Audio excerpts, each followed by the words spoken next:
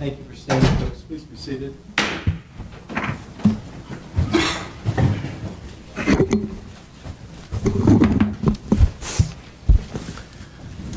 All right, where are all members, parties, members of our jury present, parties, counsel, Mr. Jones, Mr. Davidson, Mr. McGowan. Thank you. Your Honor, the defense calls Andrew Aldridge. All right.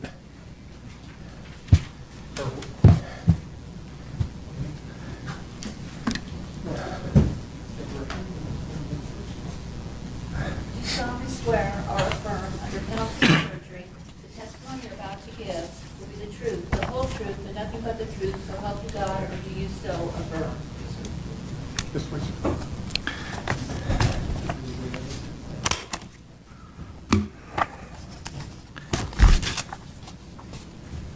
Here's tissue.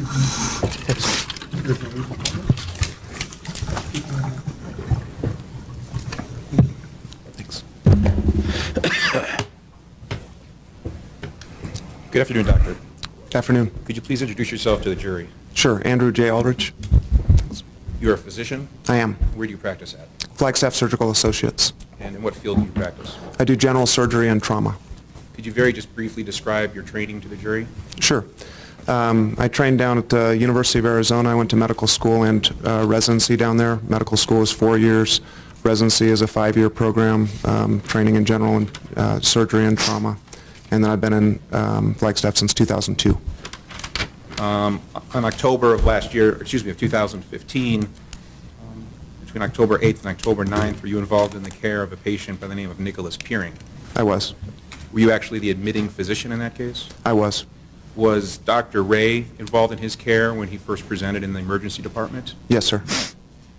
As the admitting physician, were you also involved in taking a history from Mr. Peering? Yes. Did that include the taking of a social history? Yes. May I approach the witness, Your Honor? Yes.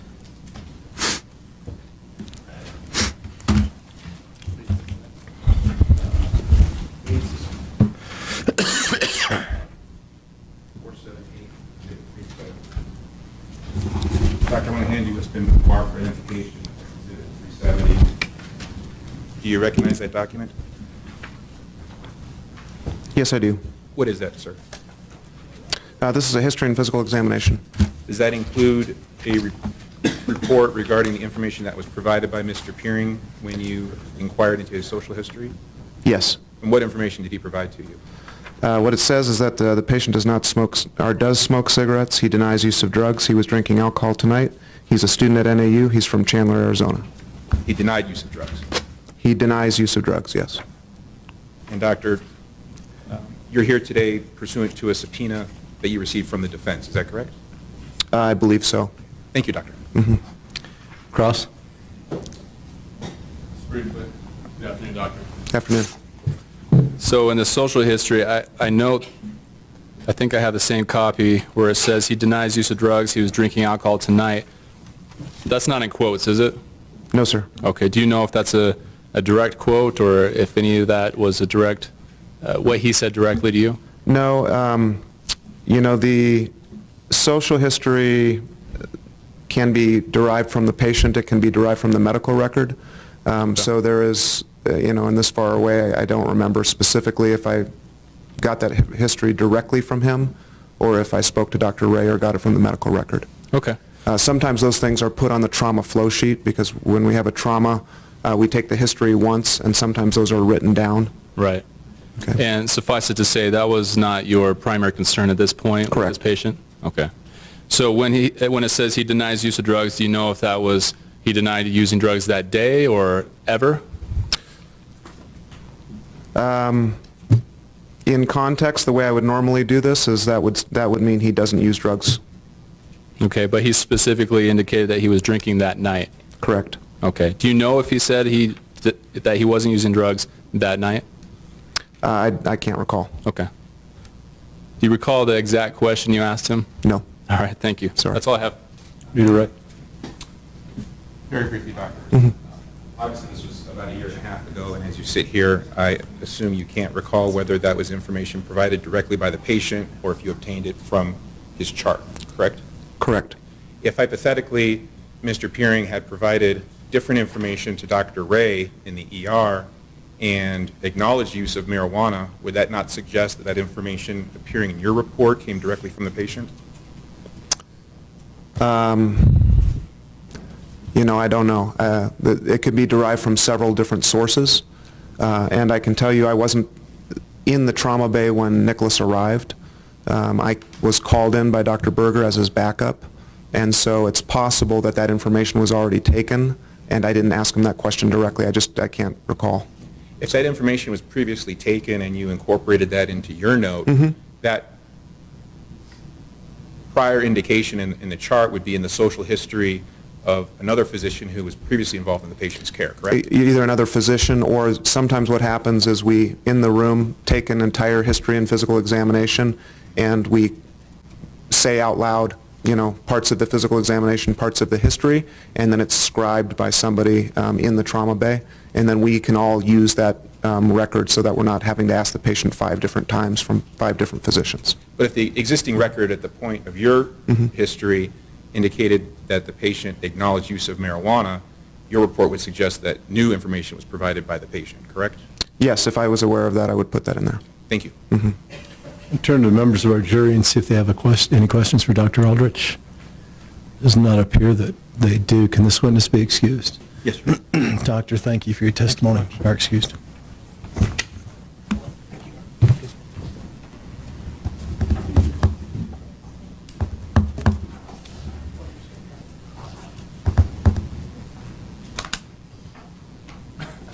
Your next witness. Your Honor, the defense called Stephen Jones. All right.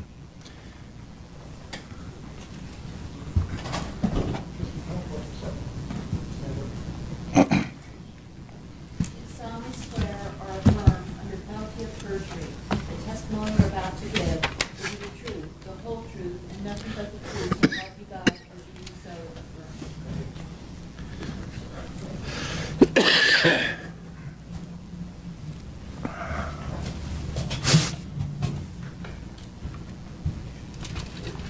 Judge, can I have counsel just move the podium a little bit to the right so I can see the witness? Sure. Thank you. Is that good? Just a little bit more if you could. That's good, thank you. Stephen, could you please introduce yourself to the jury? Hello, my name is Stephen Jones. Stephen, you're obviously the defendant in this case. Yes. Stephen, before we talk about the events of October 8th, October 9th of 2015, can you tell the jury a little bit about yourself, where you're from, where you went to school? I'm from Glendale, Arizona. It's northwest Phoenix. I went to Mountain Ridge High School for about a year, and I was homeschooled for the rest of it. Who did you live with when you were back in Glendale? My parents? Do you have any siblings? No. In the fall... Just a second. I'm sorry, Mr. Davidson. Mr. Jones, would you pull that microphone a little bit closer to you? Okay, you're very soft-spoken. We need to hear your answers. Thank you. Go ahead, Mr. Davidson. Thank you, Your Honor. Stephen, in the fall of 2015, did you enroll at NAU as an undergraduate? Yes. Did you have a scholarship? Yes. And as of October 8th, October 9th, how old were you? I was 18. How many weeks into your college experience were you at that point? 4 weeks. You remember the events of October 8th? Yes. Let's back up a little bit and talk about where you were earlier that evening. I take it you were pledging fraternity, Yes. and we had testimony earlier from Shay and Jake. Yes, I was pledging Sigma Chi. Okay. Can you tell the jury where you were and what you were doing with Shay and Jake and Hunter earlier that night? Earlier we had study hours in the Klein Library, so we went into the library to study, and then that was around 7 o'clock, and then after that was over and we had finished studying, we decided to go to the Grove. We've heard some testimony about the Grove. Is that an apartment complex east Yeah. of Franklin? Yes. Where did you park your car when you went to the Grove? In the Mountain View parking lot. And who went with you to the Grove? Shay McConnell, Jacob Mike, and Hunter Todd. What did you guys do there? We played Guitar Hero for about an hour. And then what? We just hung out, and then after about an hour, we decided to leave. Like we kind of got bored and decided to leave. What's the next thing that happened?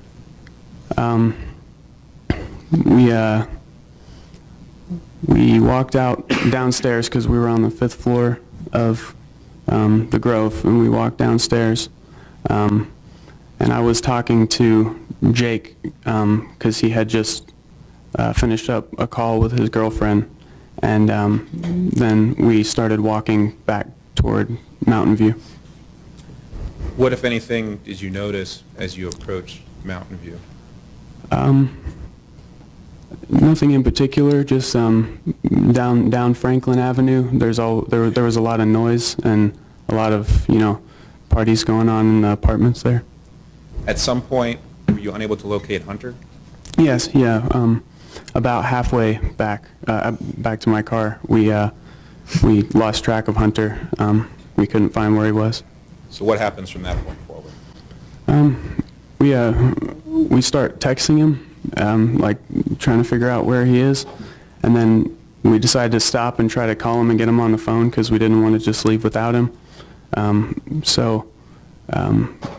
Shay started calling him on the phone, and then Jake and I just kind of stood there and waited. Where were you when Shay was trying to call him on the phone and you were standing there with Jake? We were in front of the courtyard. Were you on the sidewalk? Yeah, we were on the sidewalk. Where were you guys planning on going up until that point? We were going to go home.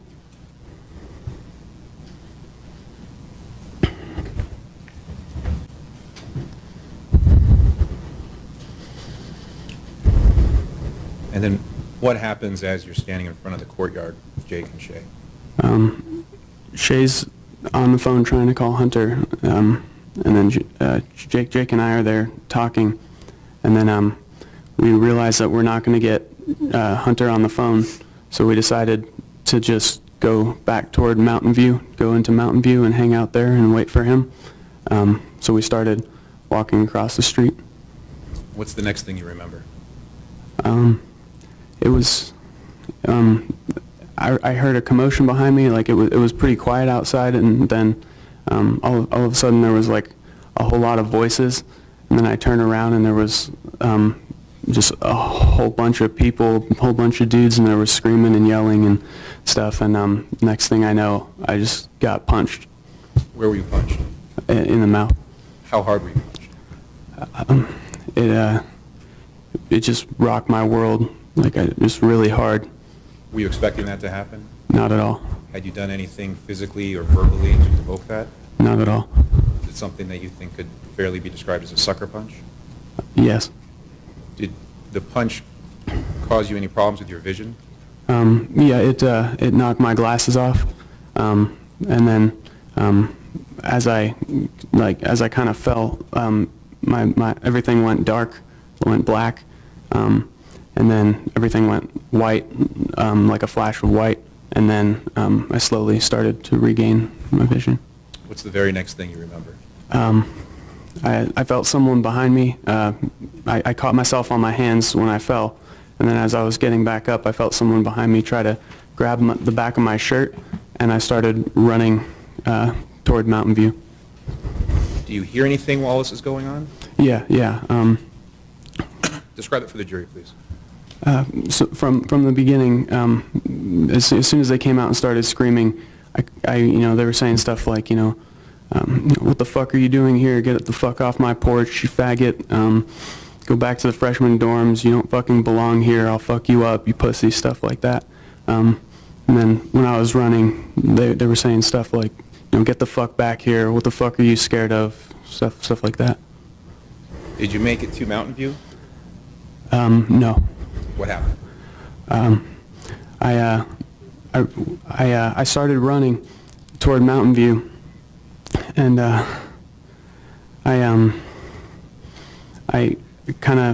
so when I started running away, the 3 or 4 guys started chasing me from that first punch, and then as I started getting toward Mountain View, I thought that they might not be behind me anymore, so I kind of stopped to look back, and then I didn't see anyone at first, so I started walking back toward my friends, and it was in that moment that I realized I didn't have authorization on my key card to get into Mountain View. And then as soon as I realized that, those guys who were chasing me were right back there and started running at me again, so I started running.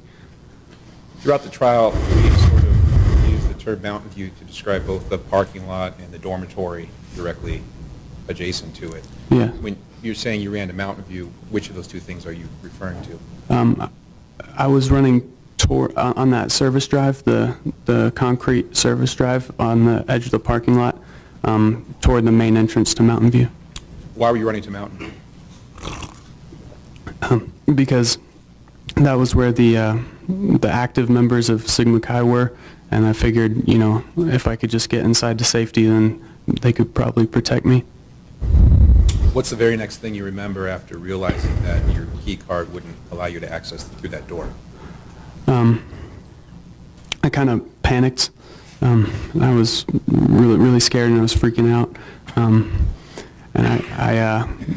I remember those guys, and then I just decided I turned right and ran toward my car.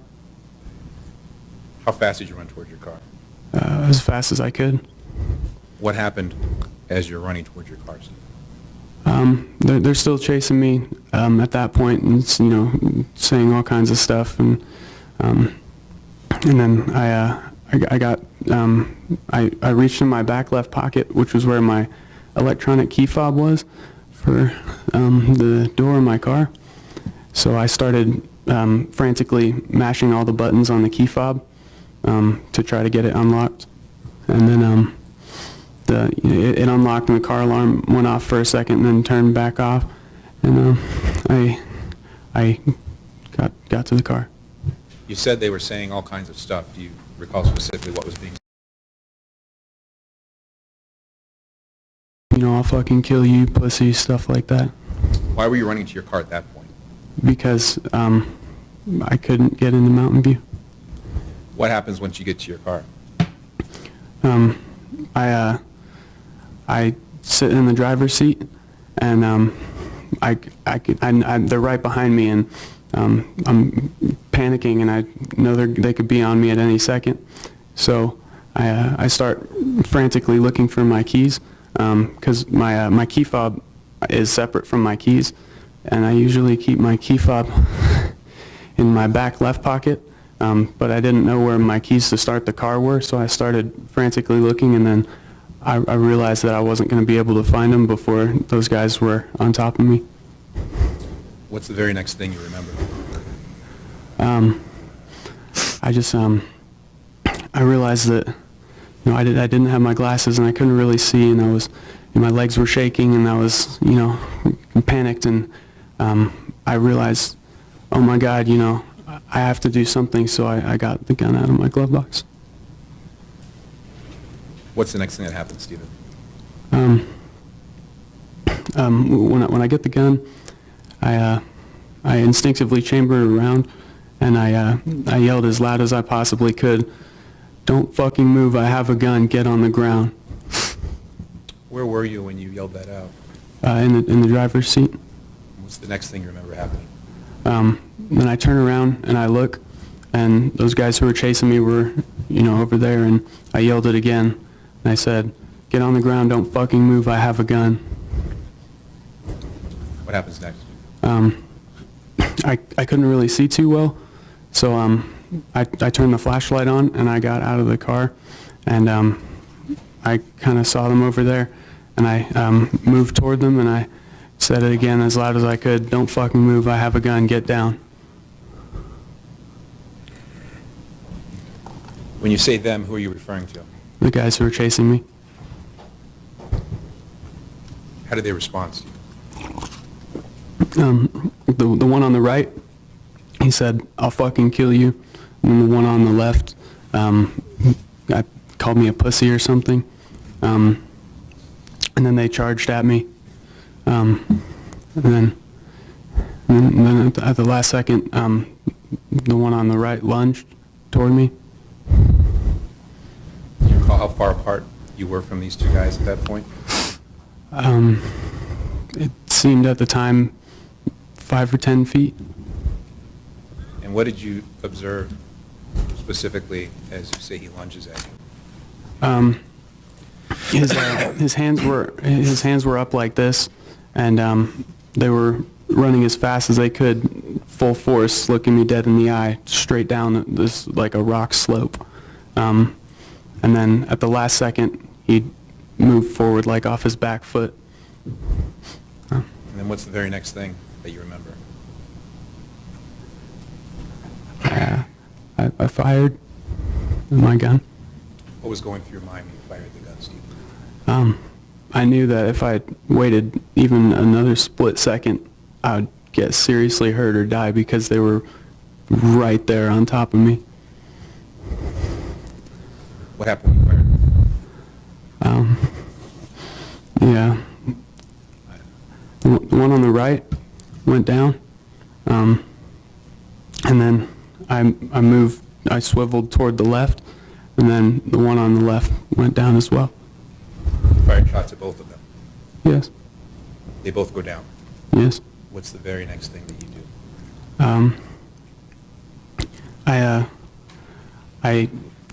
I scanned left to right, looking to see if anybody else was coming toward me, and then everybody else was still back up on the sidewalk, the service drive.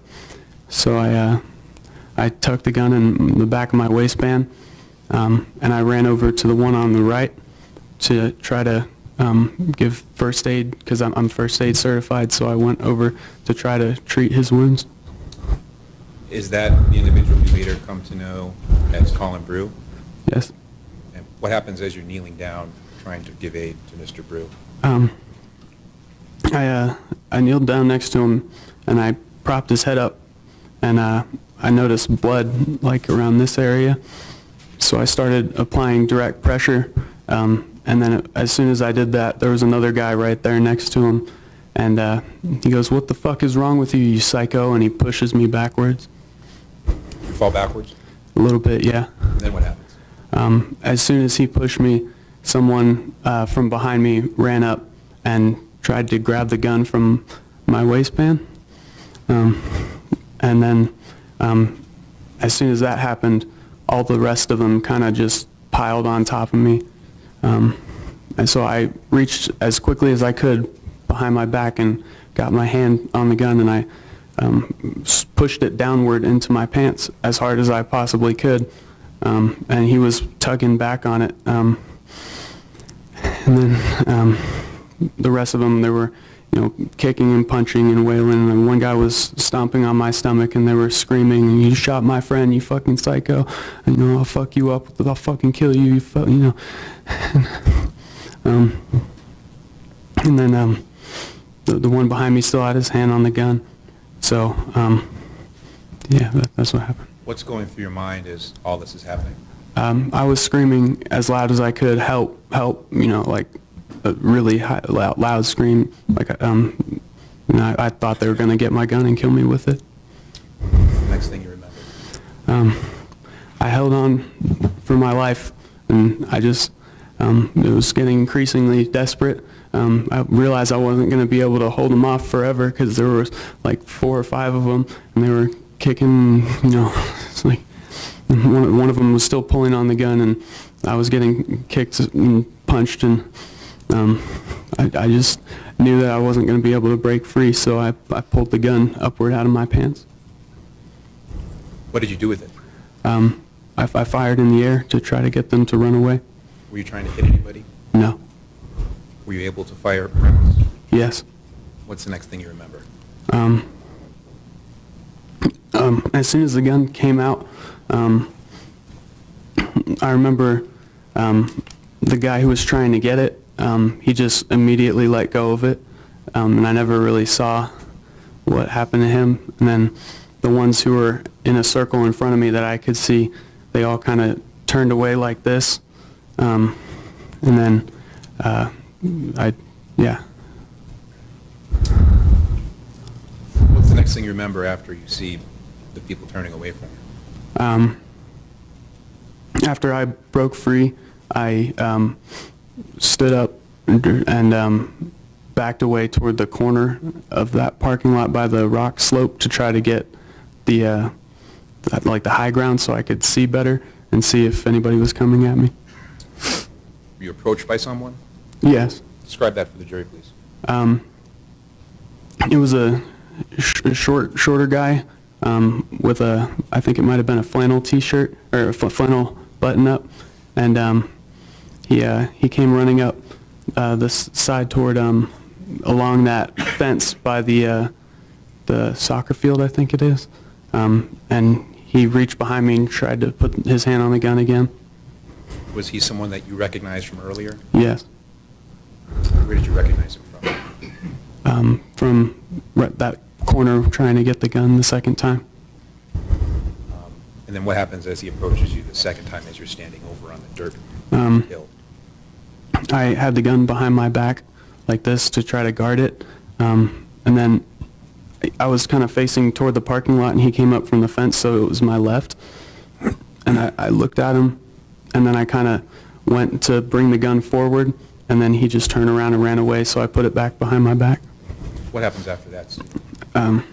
Like right after that, I feel somebody tap me on the shoulder, and I turned around, and he said, hey, you can put the gun down, you're safe now. And I go, no, that guy keeps trying to get my gun. And he goes, no, you can put it down here, I won't let anybody take it, you're safe now, you can just, put down the gun. This individual who approaches you and taps you on the shoulder, did he later become known to you as Chase Jones? Yes. What happens after you had this conversation with Chase? Then after I put the gun down, I heard the sirens, I heard police sirens, and I saw red and blue lights on Franklin Avenue, so I started walking toward the police.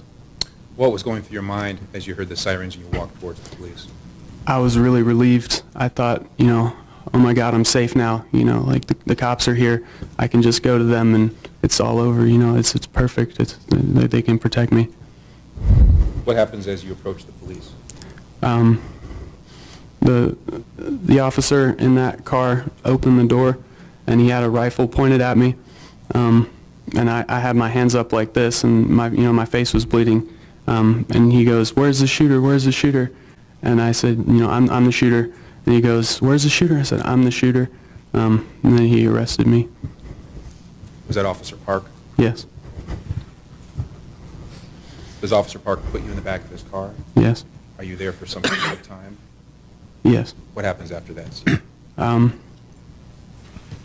I got into the cop car, that was like when I could finally, I was safe, so I kind of broke down. Broke down how? Relevance. All out briefly. Go ahead. Screaming and crying. What was going through your mind at that time? Same objection. I'll sustain the objection. Did you feel any type of physical illness as you were in the back of the car? I was nauseous. Did you have the officers open the door in case you had to vomit? Yes. And then, are you transported somewhere after you are placed in the back of the car, the scene? Yes, they took me to the police station. What happens there? They did an interview there. Did you answer their questions? Yes. Do you recall approximately how long they interviewed you? About 8 hours. And then at the conclusion of the interview, you had some photographs taken? Yes. Did they take any blood or other samples from you? Yes. Blood and urine.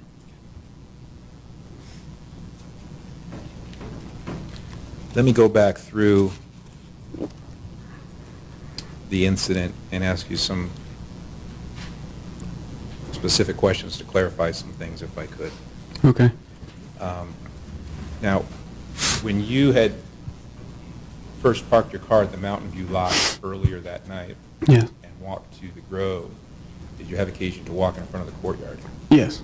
Did you have any contact with anybody there at that time?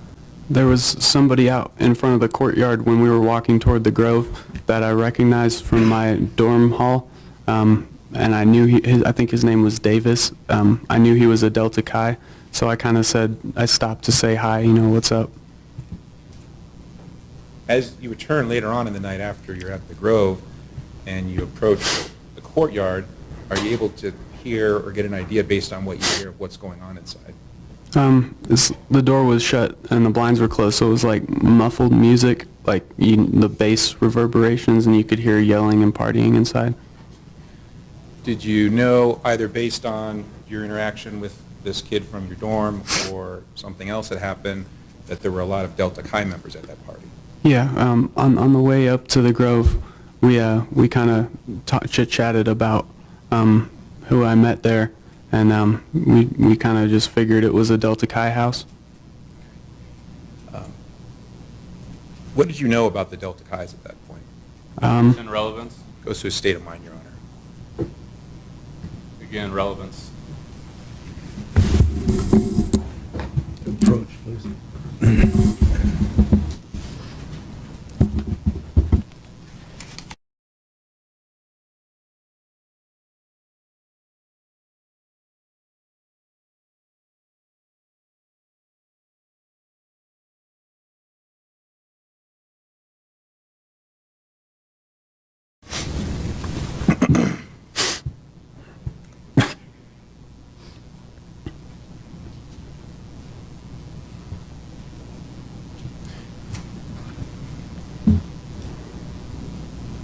Did the fact that these young men were members of the Delta Chi community contribute to the decisions you made that night? No. When you are in front of the house, in front of the courtyard, and you're punched, do you have a recollection of specifically where you were? I think I was in the middle of the street, in the middle of Franklin Avenue. When you got to the Mountain View dorm, how close did you get before you realized that your key card wouldn't open it for you? Probably about, I don't know, I couldn't tell you, but past the A-wing entrance, there's a side door, and then the main door. I was past the side door. You indicated before that you looked back at that time? Yes. At that time? Okay. And what, if anything, were you able to see without your glasses? I just saw a big mob of guys on the service drive there, and then I saw Jake and Shay in that mob, so I wanted to go over there and kind of check on them, and then that's when the two guys started chasing me. Approximately how many people emerged from the courtyard? Between 10 and 12. What, if anything, let me back up. Did you see Jake and Shay near the group of 10 to 12? Yes. What was going on, best you could tell? They were surrounded and getting pushed and shoved and cursed at, and I saw Shay get punched, and then I saw guys kind of like, just surrounding him, like they weren't letting him leave. Did it appear to you as though Jake and Shay were pushing back, or that they were backing up and trying to retreat from the situation? They had been saying stuff like, what the fuck is your problem, man? We're leaving. Just leave us alone. And they were, backing up, and they were doing like the shrug, like kind of shrugging and backing up. Based on what you observed at that point, what concerns did you have about their safety? I thought they were going to get beat up really bad. Now, you indicated it's around that time that you then go to your car, correct? Correct. Why were you going to your car at that point? Because I was gonna get in the car so we could all get in and leave. I was gonna try to drive away. When you say all, who are you referring to? Jake and Shay. Do you know where Hunter is at this point? No idea. Fair to say you still don't have your glasses at this point. No. You indicated that approximately, I'm sorry, you said 2 people from the group were chasing you as you went to your car? Yes. Can you describe how you noticed that, or at what point it was you saw these guys chasing you? It was after I had paused to look back the first time. On the service drive, those two guys started chasing me. So as I ran in my car, they were chasing me. I could tell because of, I could like hear their footsteps and, them talking to each other, and, yeah. What specifically were they saying as they were chasing into your car? I can't remember a lot of it, but I remember hearing, I'll fuck you up, and one of them called me a faggot, and then they were talking to themselves. Did you have a chance to look back before you reached your car? No. You still understood or believed that they were chasing you? Yes. Based on? Based on the footsteps, and they'd chased me all the way there already, and, I could hear them talking. You indicated that you were going to your car because you wanted to pick up your friends and take off. Yes. As you approach your car, do you know what's going on with Jake and Shay at that point? No. Are you worried about them? Yes. Why are you worried about them? Because the last time I saw them, they were getting beat up and surrounded.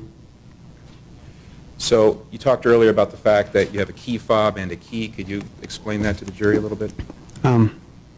My key fob had broken off of my keys, off of the key ring, a long time before that, and I used strips of duct tape to put it on the key ring, but when I got to college, it kind of just separated, and the glue on the tape melted, and they wouldn't stay together anymore, so I just started keeping them separate. Did you keep them in separate pockets or the same pocket? I kept the clicker in the back left pocket, and I usually kept the keys clipped to my belt with a carabiner. How did being punched and what you had just been through affect your ability to pull out your key or unlock the car? When I was in the car?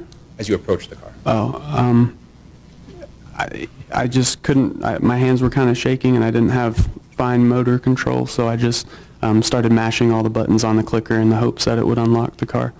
At this point, do you know exactly how far behind you these two guys are chasing? No.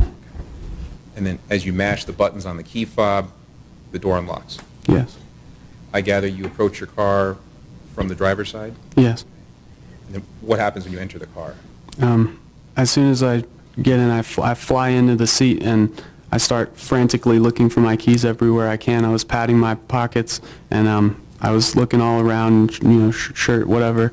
And then I just realized, oh my God, I can't find my keys.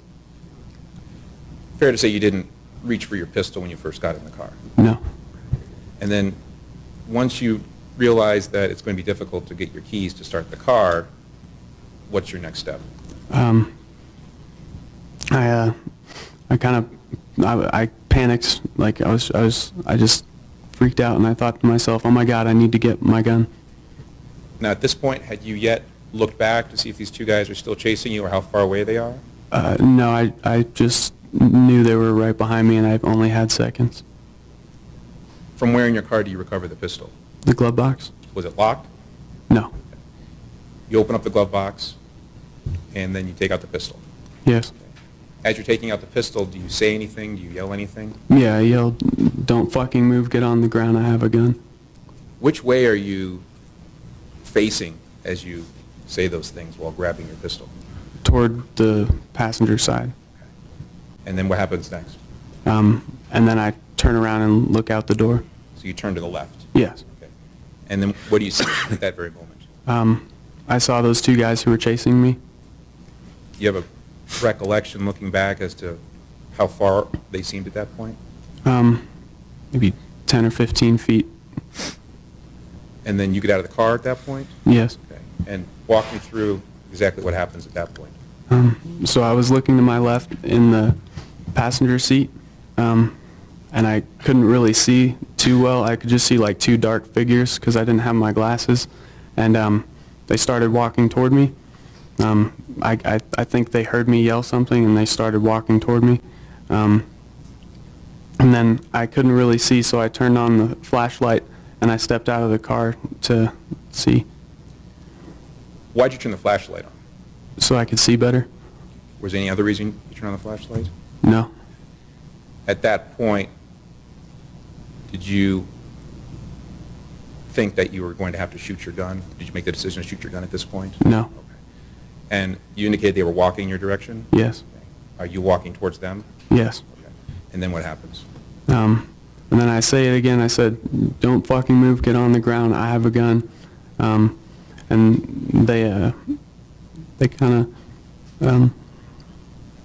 the one on the right says, "I'm gonna fucking kill you." The one on the left called me a pussy, I think.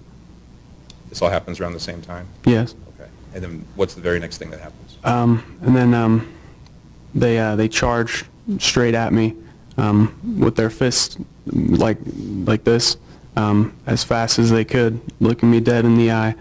And then right at the last second, the one on the right launches at me, lunges toward me. What's going through your mind at this point? Fear. I was just, oh my God, I'm going to get really hurt right now. What did you think was going to happen to you if you didn't fire your gun at that moment? I thought they would either beat me up right there on the spot, or they would get my gun and shoot me with it.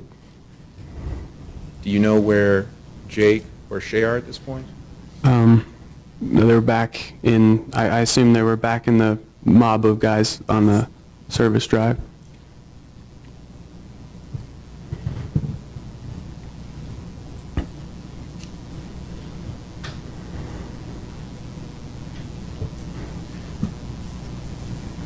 If I heard you wrong, please correct me, but I think you said there were approximately 4 to 5 people that basically pile on you Yes. as you're trying to render aid to Colin. Yes. And you explained to the jury that you were actually pushing your pistol down into the waistband of your pants. Yes, I was trying to keep it. So the person who had it was trying to pull it upwards, so I was pushing it downwards in the opposite direction to try to keep it on me. And then when I had to pull it out, he was already pulling in that direction, so it came out. Do you know where Shay and Jake are as you're underneath this pile? I think I might have caught a glimpse of Jake up on the sidewalk laying down, like leaning back, sitting, kind of. Did you have any concerns about their safety at that point? Yes, I thought they were going to get really beat up by those guys. When you were first, to back up a little bit, Stephen, when you were first contacted by these guys out in front of the courtyard, did you make any observations as to whether or not they appeared to have been drinking? Yeah, they were obviously drunk and angry. Had you done anything to provoke these guys? Nothing whatsoever. When you get to that moment where the two guys approach you and the fists are balled up and the subject on the right is lunging at you, do you stay stationary? Do you move forward? Do you move backward? What movement are you doing at this point? I think I shuffled backward a little bit, just like a half step or so, right before. Why did you do that? Just to create more space between us, to try to make like a buffer. Now, you indicated that after you were arrested, or taken into custody, excuse me, you talked to the police for approximately 8 hours, correct? Correct. And you answered their questions about what happened that night. Correct. When you were speaking to the police, did you try to answer their questions as accurately as you could? I did.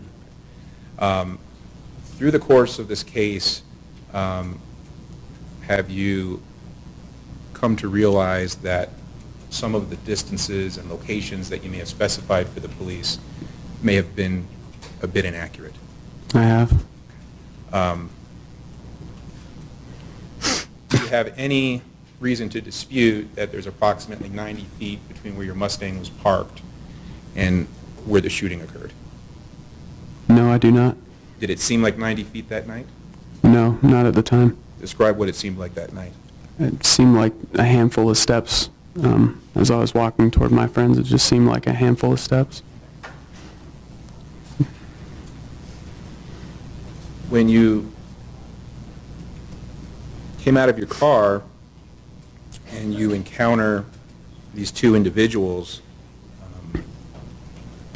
would you agree it's pretty obvious now that that ultimately resulted in a shooting that happened toward the southeast corner of the parking lot? I'm sorry, could you repeat that? Sure. Based on everything you've seen and heard and you now know about the case, you wouldn't dispute that the shots were fired closer to the southeast corner of the parking lot? No. Is that where it all seemed to have occurred at the time? No. At that time, what was your perception or understanding about where this had all played out? So there's the southeast corner, and then to the left of that, there's a part where the pavement meets the sidewalk, and that's where people drive to turn left and leave the parking lot. And I thought it happened in that area. What was going through your mind as you were sitting in the car trying to fumble for your keys? I was just panicking and like extreme fear. I just thought, these guys just beat me up and knocked out my teeth, and they chased me to my car, and they were telling me they were going to kill me and fuck me up and calling me a faggot, and I just thought they were going to be on me any second, and I was freaking out. Did you believe that you were safe in the car? Absolutely not. Why not? Because I couldn't find my keys, and I was just like a sitting duck there in my car, and they could run up and drag me out or break the window or anything.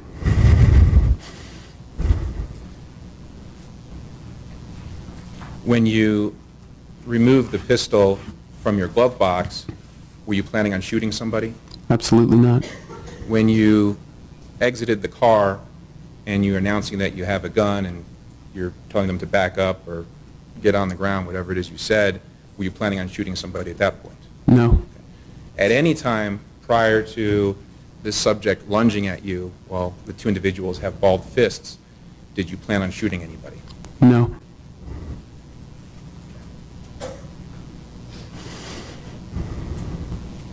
Did you feel as if you did not fire your weapon at that moment, that you yourself could have been killed?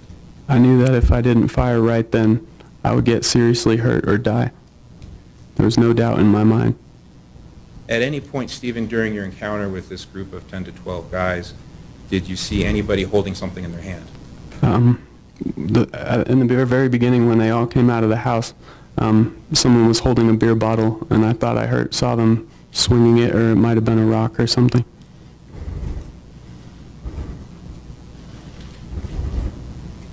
Let's jump forward a little bit and now talk about what's going through your mind as you're underneath the pile. I think you said before that you had some concerns about your safety at that point as well. Yes, I did. Specifically, what type of things are being said to you?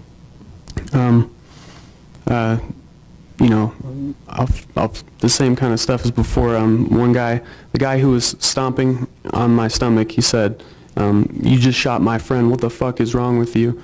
And then one guy had me in a headlock, and he was just screaming like "fuck you" over and over and over. Then somebody had my left arm, and they were twisting it as hard as they possibly could, and he was just, psycho, fuck you, that kind of stuff. Fair to say you're overpowered at this point? Yes. At the time you fired your gun up into the air, did you feel as though you had any other alternatives at that point? No. What did you think would have occurred had you not fired your pistol into the air? I would have eventually just muscle fatigue, and I wouldn't have been able to hold on to my pistol, and they would have overpowered me, and I would have lost it, and they would have shot me with it.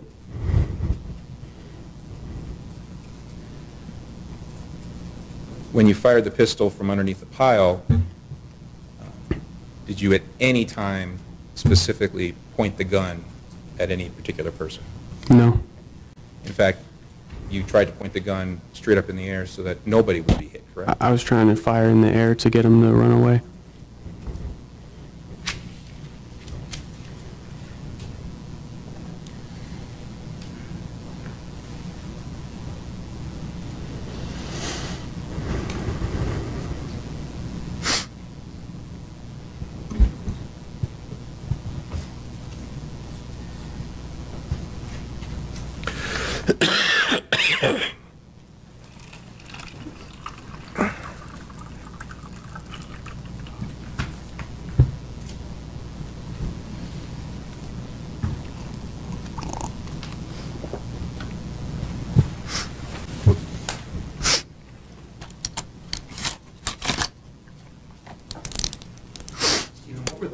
conditions like in front of the courtyard and in the parking lot area? It was pitch. It was like middle of the night. It was really dark. May I approach the witness, Your Honor? Yes.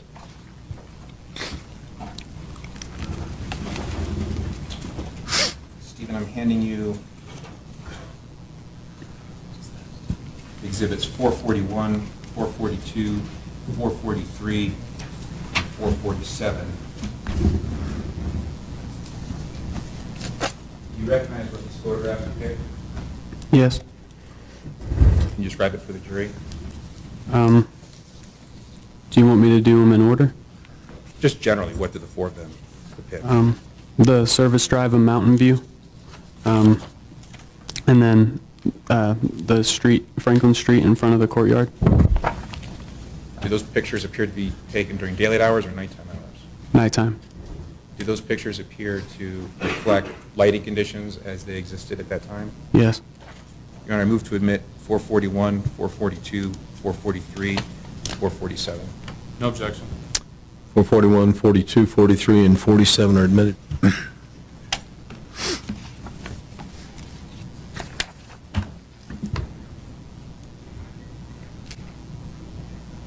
Permission to publish, Your Honor? Yes.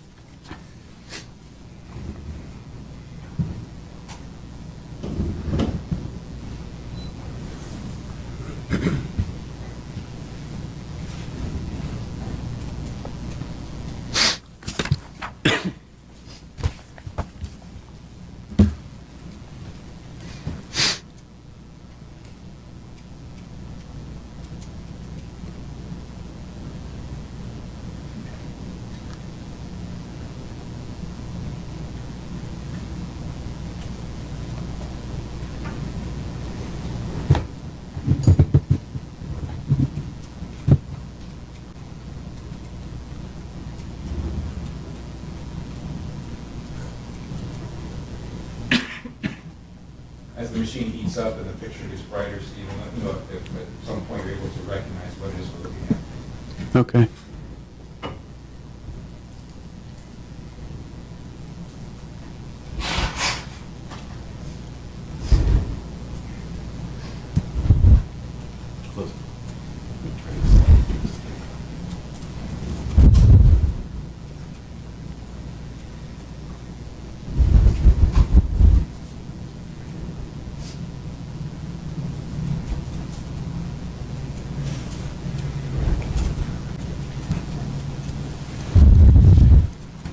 What's this, Stephen?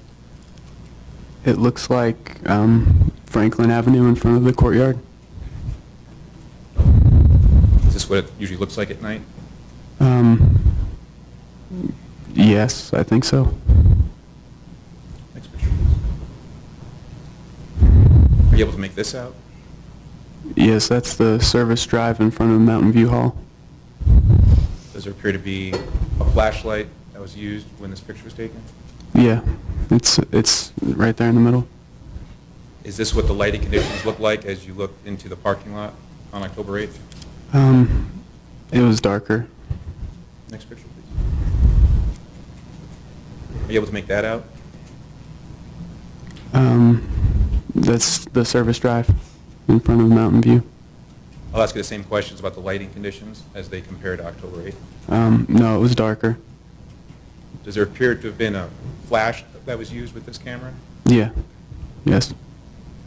Next picture. And what's this? If you know. I can't tell. Okay.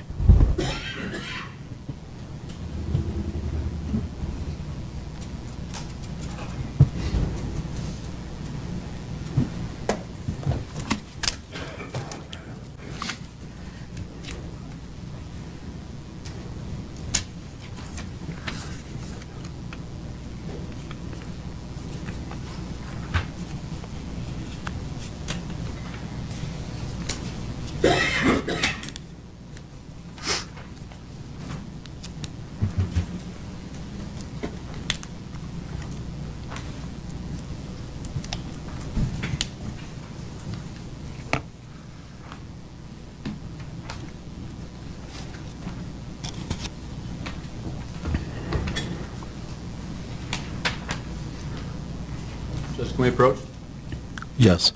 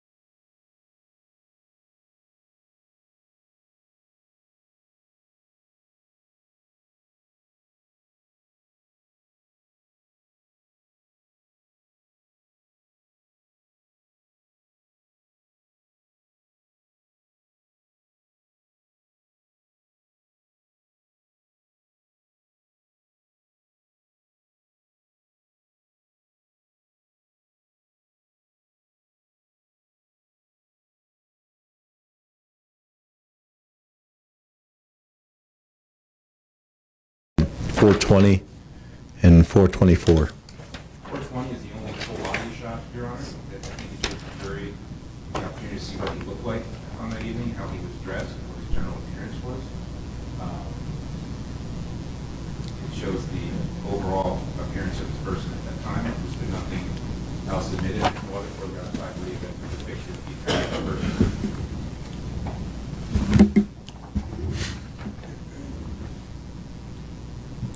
Mr. Barker. Judge, there's no dispute about what he was wearing that night or what he was dressed as that night. This particular photograph shows him in an emotional state that I think is prejudicial. It's not relevant for any particular issue in this case.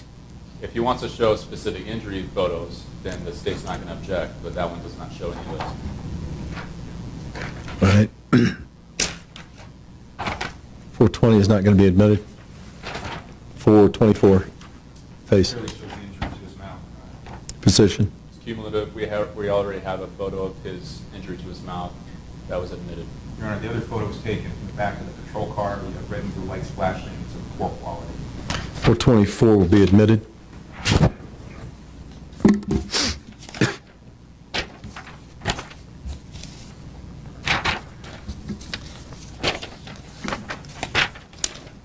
You have two photographs of shoes. Looks like the left and right feet. 468, 469, excuse me, 439. 468 and 439. I believe both photographs depict what appears to be blood on Mr. Jones' shoe that corroborates that he was injured and that he was bleeding from his face. Those are the injuries that, in large part, support the reasonableness of his use of force in this case. It's highly probative and help the jury determine what exactly was going on at the moment that happened.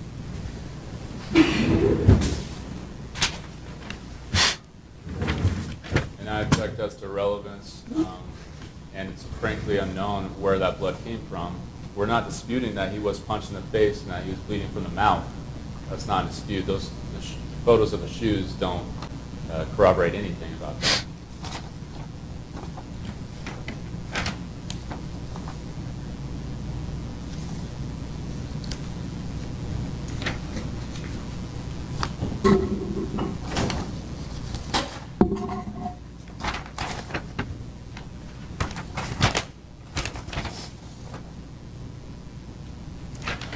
.439 would be admitted.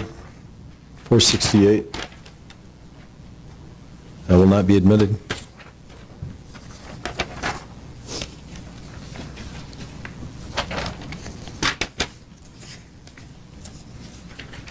side of the face shot, 423.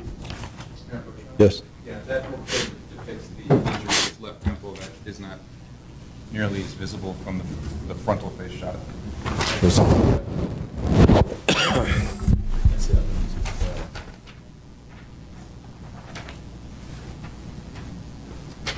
Judge, in that case, I would ask that only 423 be admitted and not the other one. We can't see his mouth. Well, we already have the other shot of his mouth, so. 423 will be admitted.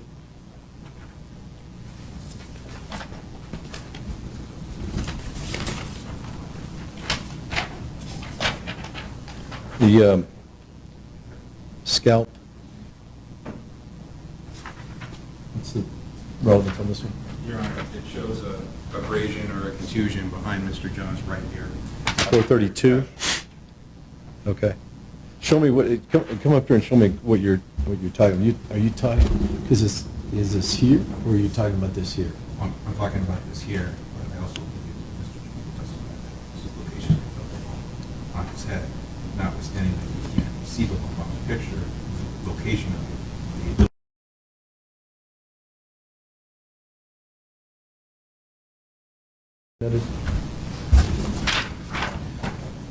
looks like abrasion to top of the right thumb, 427. Really feels like he used his hand. It's fine. 427 will be admitted.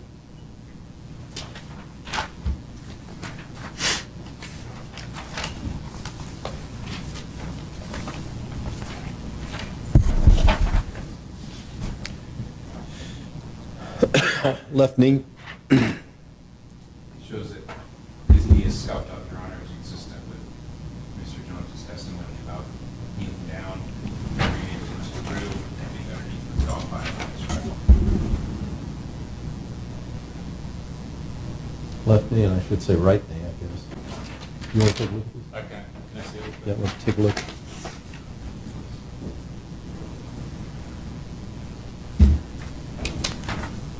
I don't see.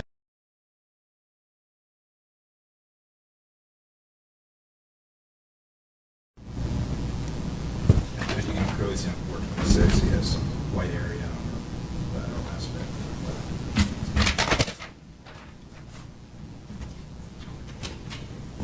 Your position, Mr. Barker? No objection as to that one. The scuff knee, was it? Those two? Yes, both of them.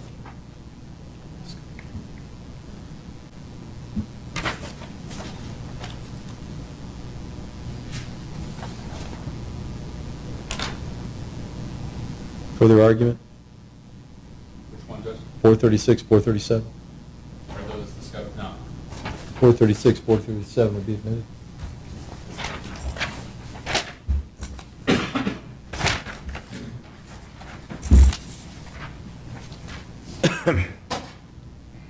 Looks to be left elbow, 434. Yeah, look at it. No objection. 434 will be admitted.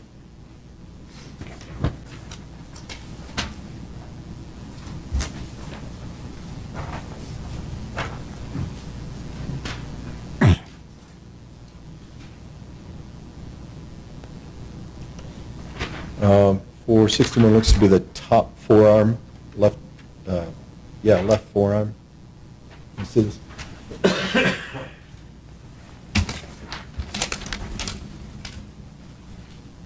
don't see the relevance of this one. What are we looking at? What are we supposed to be saying? Clearly see a abrasion at the very top of the photograph.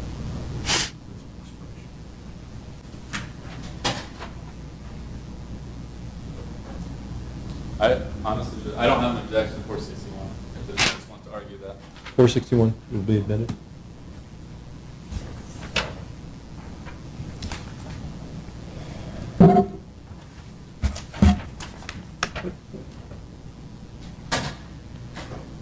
Looks like 451, 452 show left and right back shoulders.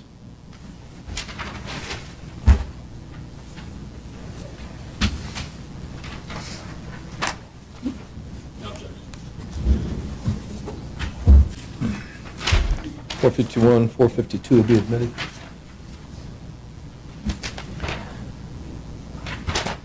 457 shows upper right collarbone area. No objection. 457 will be admitted. All right. 465. From you, pants. He's got blood spots on his pants down there. He's got bleeding out. The rockets are bleeding from the mouth and kind of stood up, which is consistent with his testimony.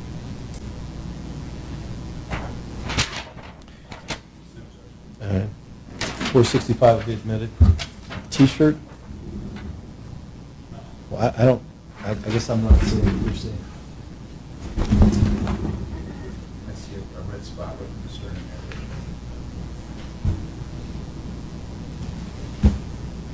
It's hard to see because it's a dark gray shirt. I sort of see it. Yeah, that's fine. All right. Is that it? 433 will be admitted. Put those back. For yourself, I guess. 420, 460 or not. Judge, perhaps we could take up one other exhibit, so we're going to take another recess. Yep. This is exhibit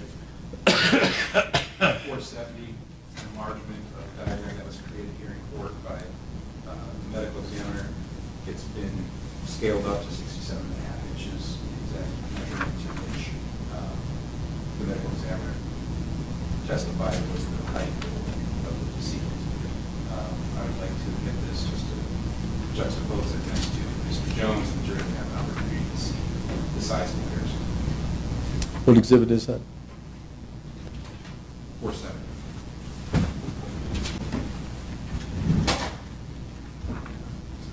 I don't have an objection to that, Judge. 470 be admitted. Anything else?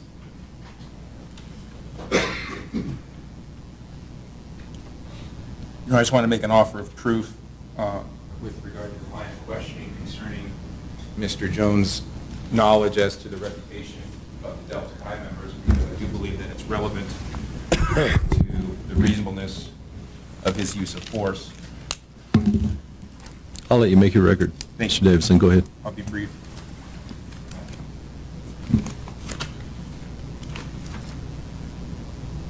When interviewed by the police subsequent to his arrest, Mr. Jones made a statement to the effect that everybody says the D guys, I don't know if that was a transcription error, it meant to be Delta Chi's, but clearly he's referring to that fraternity. Everybody says the D guys are dangerous. Later on in his interview, he made a statement to the effect that the Delta Chi's had a violent reputation. I believe Mr. Jones's subjective belief, true or not true, that the Delta Chi's were dangerous and violent is absolutely probative to the reasonableness of his fear that he was going to be seriously hurt or killed as a result of their threats and their advancing on him, and would therefore ask leave of the court to elicit that testimony from him. All right. My ruling stands. In sustaining the objection is relevance. All right, let's take about 5 minutes.